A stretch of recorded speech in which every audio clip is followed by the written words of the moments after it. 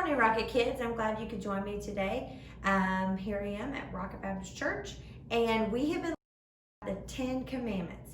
Now remember, Moses went up on a high mountain, and God gave him these stone tablets. And I've kind of found a picture similar here, but they were literally like rocks that God engraved the words on. And if you can see this picture, it's written in a different language because these were Hebrew people who spoke the Hebrew language, so God wrote them in their language. But we talked about a couple weeks ago about the first commandment, which was put God first. The Bible said, no other gods in place of me. So God is supposed to be number one. And then the second commandment was to not have any idols or graven images, things that you worship, which is also meaning put God first. The third one was about how we use God's name, which is also about put God first. And then last week we talked about remember God's special day. Sunday is a day that we're supposed to set apart to remember God. And we talked about worshiping Him and thinking about Him every day of the week, but especially on Sunday. Today, we're going to talk about commandment number 5. Now, the first 4 commandments that we talked about really were all about how we're supposed to be with God, how we treat God, how we talk about God, everything about God. But now we're going to move into the last 6 commandments are more about our relationship with people, okay? And it's interesting because when Jesus comes along, the religious leaders were like, what's the greatest commandment? Because they were trying to trick him. And Jesus said the greatest commandment is to love God and love your neighbor. Well, that's what the 10 Commandments are all about. The first 4 are all about loving God, and the last 6 are all about loving people. So let's get into it. So what is commandment number 5? Well, commandment number 5 is found in Exodus 20, verse 12. And I wrote it up here too. Honor your father and mother.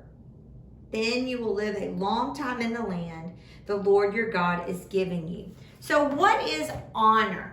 Well, let me show you a few pictures because I want to see how you would honor these people. Like, what if you saw this person right here?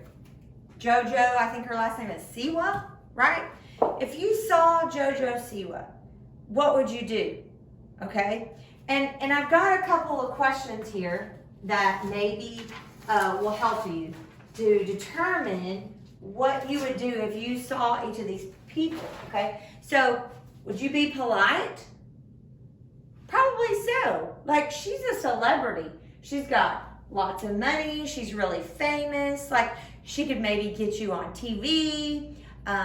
Like, she's popular. Like, there's a lot of reasons like why you might want to be polite. Don't talk back to her? Probably so. Show up late? Let's see. Like, if she was coming somewhere and you got a backstage pass and you were supposed to be there at 7, would you show up late? Probably not. Refuse to shake her hand? No. Listen carefully when she talks? Oh yeah. Help them? Sure. If she said, hey, can you go get that box over there that's got like all my stage stuff? You'd be like, oh yeah, I'll go get it. Goof off? Probably not. You'd probably be like, real serious, like, okay, say sir, ma'am to her, like you'd be like, oh yes ma'am, oh yeah, oh yes ma'am. Like, give them a prize or reward? Probably. Wear good clothes around them? Oh yeah, for sure. What about if you saw this person? Yeah, same thing. Be polite. You would show up on time. You wouldn't talk back to them, right? Right? Okay. What about this person? Now, you may not know who this is, but this guy, in my opinion, was the best basketball player ever. When I was in high school, this man was like what you stopped everything for to watch him on TV. This is Michael Jordan. And he helped lead that team. I think it was like 3 years straight NBA champions. But more importantly, like, I'm not good with the stats and whatever, but he was so fun to watch. Like, he made the game of basketball look so fun. And if I would have gotten the chance to, like, meet him or be around him, I would have been so polite. I would never have talked back. I'd have just been like, oh, and saying, yes, sir. Oh, yes. Okay. And I would have shook his hands. I'd have been like, wow, you're so cool. I would have listened to anything he said. If he told me you need to, like, play or shoot the ball like 40 times every morning, 40 times at lunch, I'd have been like, oh, yeah, okay. Help him? Sure. Goof off? No way. Give him a prize? Sure. Wear good clothes around? Oh, yeah. Like, because he was a celebrity, okay? So the reason I show you those pictures is those are people that we honor. We show them a different kind of respect, a different kind of appreciation. Maybe with your teachers. Like, maybe there was one teacher that you just, wow, like, she was the best or he was the best, and you really honored them. Like, you made sure that you were sitting up straight in class and you were listening really good. And if they said, hey, will you go sharpen this pencil for me? You were like, oh, yes, sir. Yes, ma'am. Yes. Like, you showed them honor. Okay? Well, what our fifth commandment today is to honor your father and mother. Now, there are definitely verses in the Bible that talk about children obey your parents. And there are verses that talk about, other things that you're supposed to do with your parents. But this word, honor, is the commandment that God gave to the children. This is the only commandment that is for, like, children and parents, or even adults with their parents. So what does God want us to do with our parents? He wants us to honor them. Just like if the President of the United States walked in to our house and all of a sudden we would, sit up straight, we would say, yes, ma'am, or we would say, yes, sir. We would, clean the couch off and make a spot for him to sit down. If he said, hey, go do this, we would be like, okay. Like, that is showing honor. And what God is telling us, whether you're 5 years old or you're 15 years old or you're 45 years old, he's saying we need to honor our father and mother. And what's interesting about it is he doesn't give us a if. Honor your father and mother if they're good people. Nope, doesn't say that. Honor your father and mother if you like them. No, doesn't say that. It just says honor your father and mother, period. And then what it say in the verse, then you will live a long time in the land the Lord your God is giving you. What is God saying to us? Because God didn't really promise us any land, okay? God was speaking this to the Hebrew people. But God is saying, I'm going to keep my promises to you, but I want you to honor your father and your mother. So maybe we could say, okay, God has told me he would protect me, but I need to honor my father and mother. So if my mom says, don't walk out in the street, you're going to get hit by a car. If I honor her, God is going to keep his promise to protect me. If I don't honor my mom and I'm like, I'm going to go in the street if I want to, I might get hurt. And then I can't be like, God didn't protect me when I walked out in the street. Because God's going to say, you didn't honor your father and mother. God gave us moms and dads, or grandmas or grandpas or aunts, whoever you live with. God gave you those people to help protect you, to help guide you and take care of you. And if you honor them and you listen and you follow their instruction, God is going to keep his promises to you, okay? And it's going to work out good for you.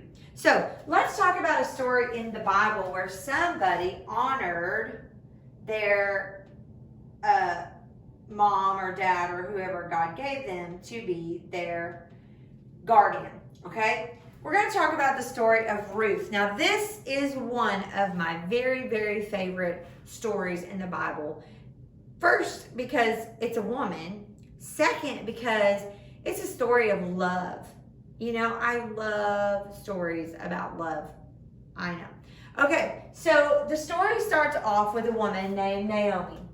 Now, Naomi and her husband and her 2 little boys went to a different land because there was a famine. Like, they were running out of food in the place where they were. Now, here they are in Bethlehem, and they're going to go all the way on the other side of the Dead Sea to a place called Moab. Now, Moab is more like foreigners. Like, they're not God's people over there. They're foreigners, and like a different race, a different religion, just different people. But they go over there with their family because they need food, okay? Well, they get over there, and her husband, Abimelech, dies. And her sons are growing up, and they're taking care of her, and they get married. They find 2 women, Ruth and Orpah, to marry. Well, then they die. Both of her sons die. And in this time, you really couldn't go get a job as a woman. You couldn't make money. You couldn't own land. It was really hard on you. And so here she is in this land that's not her own people, no one of her family around. And now her husband's gone, her sons are gone. And she's like, you know what? I heard some news that back home in Bethlehem, the rain has come, there's food again. I'm going to go back home. And so she starts to pack her stuff up, and her daughter-in-laws, Ruth and Naomi, now have to make a choice. And so she tells them, look, you 2 are young, okay? You stay here in Moab, where you're from. These are your people. You stay here. You can get married again. You can have children. You can live a life. Me, I'm old. I'm going back home where I come from, and I will stay there. And these daughters have to make a choice. Naomi kisses them, tells them stay here, and Orpah's like, okay, love y'all, but I'm staying here. This is my family, my people. This is the God that I worship. I'm staying here. So Orpah stays, and Ruth is like, not me. Like, I'm going to stay with you. And there she is. There's Ruth saying, you know what? I want to stay with you. I want to go with you. And I will, your people will be my people, and your God will be my God. And Naomi's like, no, you can't do that. And Ruth is not going to change her mind. So they go back to Bethlehem, okay? And they get back, and here they are. There's all these men and things like that, and they're all like, you know, who is this? I'm Naomi, and this is my daughter, Ruth. And, you know, Naomi is trying to find a place to live, and life has changed. So what I want you to see from that part of the story is Ruth, even though she was an adult, okay, she honored her mother, Naomi. And Naomi wasn't even really her real mother. Naomi was her mother-in-law. But she knew, okay, God gave me this woman. And just like you, God gave you the mom or dad or the grandma or grandpa or aunt, whoever is taking care of you. God gave them to you to take care of you, to raise you. And now it's your job to do what God says, to honor them.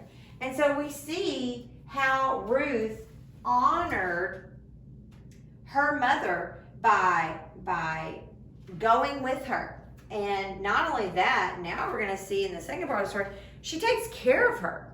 So they get to this country where they can't get a job, they can't make money, they don't have any money. And so Naomi says, I know what I'll do. I will go out to the fields and I will glean the harvest. Now, what would happen is these rich landowners, like they owned acres and acres and acres and acres and lots of fields, and they would grow like they were growing wheat or barley. So they grow this stuff in their fields, and then they hire people to come along and harvest it. And they would cut it and put it in their bags, and what would happen is when they would cut, little bits of the barley would fall down on the ground, okay?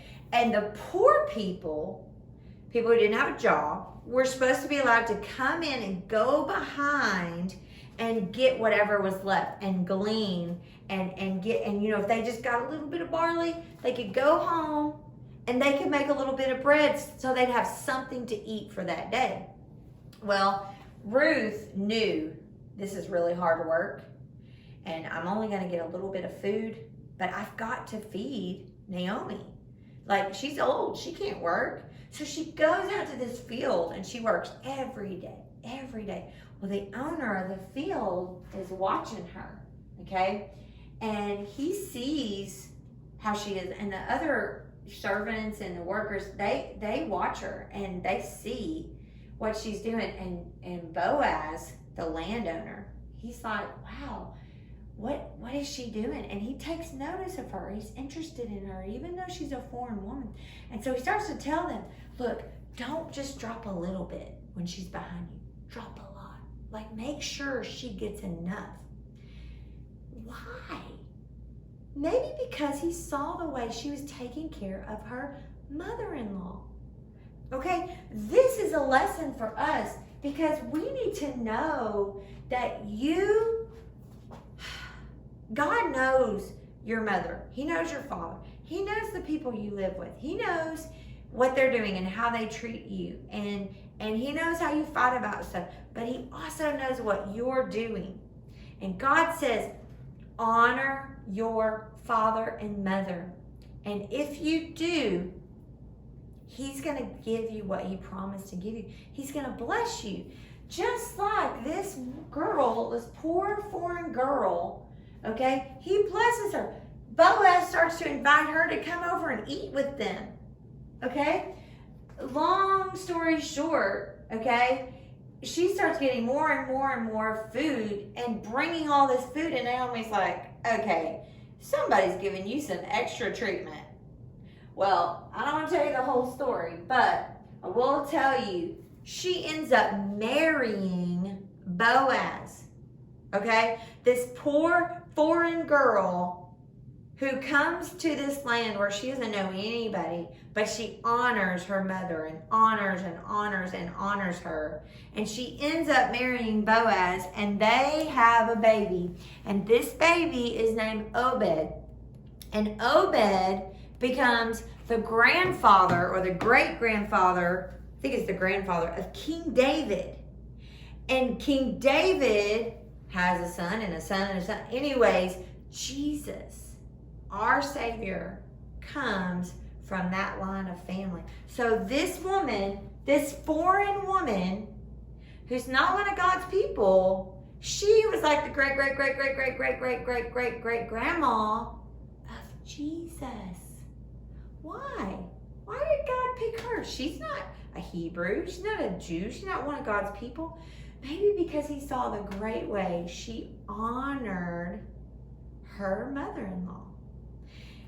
God is watching you. And if you honor your father and mother, God is going to bless you. Okay? He's not asking you to obey them just if they're nice.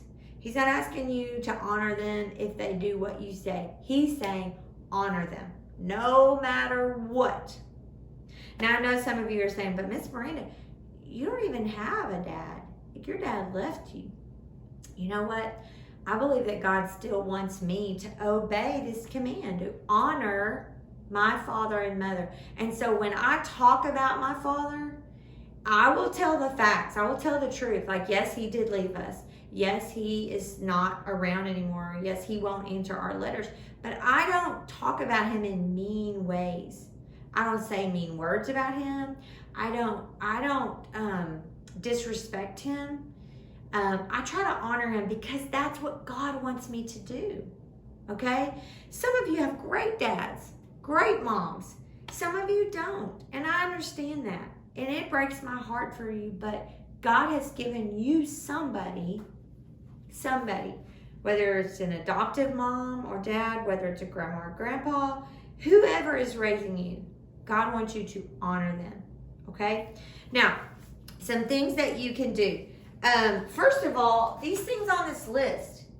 If you would be polite to Donald Trump or Michael Jordan or JoJo Siwa or Colby or anybody, then you should be polite to your father and mother. Okay? Don't talk back to them. You wouldn't talk back to the president. If the president came to you and was like, "Hi, how are you doing, Liam?" You'd be like, "I'll talk to you." Like, you would not do that. You would be like, "Hi, I'm Liam. I like to read books and I go to school at Ferris." Like, you would be kind, you'd be polite. That's how we need to be with our father and mother. You wouldn't show up late. You know, our moms call us. Maybe we're playing video games, or maybe it's time for dinner and we're outside riding our bike and our mom's like, "Come on, it's time for dinner, come on." And we just wait and wait and wait, like we're not in any hurry. We wouldn't do that to Colby. We wouldn't do that to our favorite teacher. We wouldn't do that to JoJo Siwa. We would be like, "Okay, I'm coming, I'm right here, I'm on time." Okay? Refuse to shake their hands? No. You know, sometimes your mom tries to give you a hug, or she tries to, give you a high five, or your dad tries to give you a hug, and you're like, no, we wouldn't do that. Donald Trump was like, "Hi, I'm Donald Trump." We would shake his hand. Okay? Listen carefully when they talk. We can do that to our mom and dad. Like, if we could honor the president and listen to what he says, if we could listen to Michael Jordan, if we could listen to our mom and dad, we could honor them by listening to what they say. Help them. Not goof off. If they're sitting there and they're trying to talk to us about something important, or they're trying to do schoolwork with us, not goof off. Saying "Yes, sir," "Yes, ma'am." Giving them a prize or reward. Wear good clothes. That doesn't really go with your parents. But if they say, "Hey, we're going to take a family picture. I need you to wear these nice clothes," then wear those nice clothes. Don't fight with them. Okay? I made a card, and you could make something like this. "I love you, Mom and Dad." You could write a letter to your grandma, anything. And inside, you could put anything you want. This would be a great time to make them a card. And maybe you want to say, "I'm sorry that I haven't been honoring you," or "From this day on, I'm going to try to talk much nicer to you." Whatever you want to do, make a card. Get some markers or some colors or whatever you want to do. Another thing I want to show you is, if you want to do something cool, like some art, you can make a silhouette. Now, Mr. Corey already drew my face, so you can't see, but I'm going to show you just a second. So what you would do is you would get like some tape and a piece of paper. It could be any color, okay? And then you're going to turn a flashlight on, okay? What you're trying to do is you're trying to make like a shadow, okay? See when if I can do this low. See when I hold the flashlight like on the side of my face, how it makes a shadow on the paper? And then you have someone else draw the shadow, and that will make the silhouette of your face. Now, Mr. Corey, I said, drew this silhouette. And so then what you could do is you could go and draw over it in marker so you can see it better, okay? And then hopefully they can draw your whole head. My head was bigger than the paper because I think I had the flashlight too close, so I'm just gonna draw the back of my head a little flat. But when you draw a silhouette, that's you, okay? So then you could write a promise that you're gonna do. Like maybe you could write, "I will honor my," and instead of putting father and mother, you could just put "my dad and my mom, or you could put my grandma and grandpa, okay, or my aunt.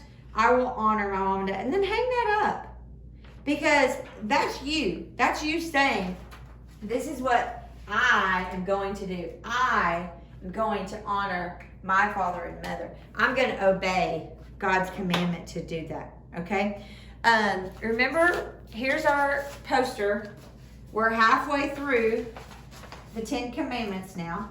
Remember, the first 4 were all about God. This is number 5, honor your father and your mother. The grown-ups in your family try to do what's right. God asks you to obey them without a fuss or fight. Now notice it says they try to do what's right. Parents make mistakes too. I make mistakes all the time. I make my kids so mad, and I mess up, and I have to say I'm sorry all the time. But I try to be a good mom, and your parents, they're trying. They're really trying. Now, they make mistakes, okay? And sometimes they make big mistakes, all right? And we still have to honor them, okay? So, they try, and we need to try. We need to try to honor our parents. Okay, I think that was all that I was going to show you today. I'm so glad you joined me. I hope that you have been learning the first commandments, and I hope that it's encouraging to you, and I hope you're understanding that God loves you so much that he gave you rules to keep you safe, to protect you, to show you the right way to live, and I hope that you're trying to do that. I don't know what's going on in your life this week. I don't know if you got to go outside because it's so hot. I don't know if you're watching a lot of TV or playing video games or playing with your puppy dogs or what you're doing, but I hope that you are remembering God and that you are spending time either reading his Bible or listening to his Bible. And I hope that you are spending time with God, and I hope that you're being safe and having fun. Okay, I miss you guys, and I'm praying for you. I'm praying that you have a good, fun summer, and that you're safe and healthy, and that you're getting excited about what's going to come in August and all the things with school and things like that. I'm praying for you. I love you, and I hope to see you soon. Let me know if you have any prayer requests or if there's anything I can do to help you out, okay? I love you. See you next time. Bye.